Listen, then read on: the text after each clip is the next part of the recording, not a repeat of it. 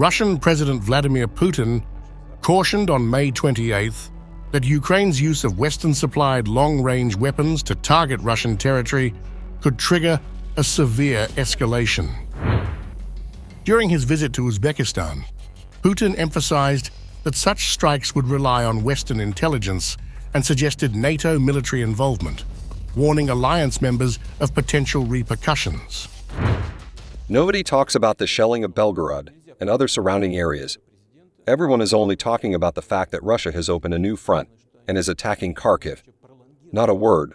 What causes this? They did it with their own hands. Now they reap the fruits of their creativity.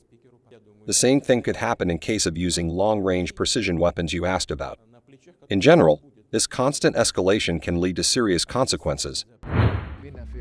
Countries that are NATO members, particularly those in Europe, need to understand the risks they are taking, he stated, specifically highlighting the vulnerability of nations with small territories and high population densities.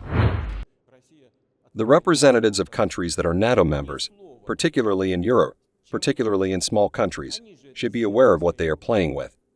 They should remember that these are primarily countries with small territory and dense population. And this factor they should take into account before they speak about strikes deep into the Russian territory. Putin accused the US of potentially remaining on the sidelines in the event of escalation. He reiterated that Russia's offensive in Ukraine's Kharkiv region aims to defend Russian territory from Ukrainian attacks. Putin also repeated his claim that Ukrainian President Volodymyr Zelensky has lost legitimacy since his 5-year term expired earlier this month. He argued that Ukrainian law prohibits elections under martial law, but doesn't extend the president's powers, only the parliament's authority.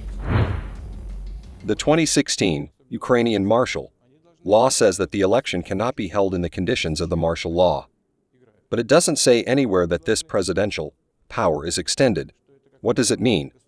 Look at the 111th clause of the Ukrainian constitution. All power goes to the Speaker of the Parliament. Putin mentioned that Russia is still open to negotiations to end the conflict, but dismissed the upcoming Swiss-hosted talks as an effort to feign broad international support for Kyiv.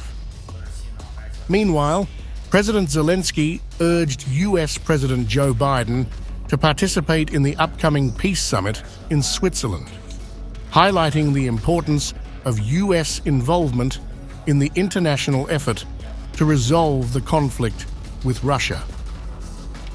Zelensky's call came during a press conference with Belgian Prime Minister Alexander De Croo.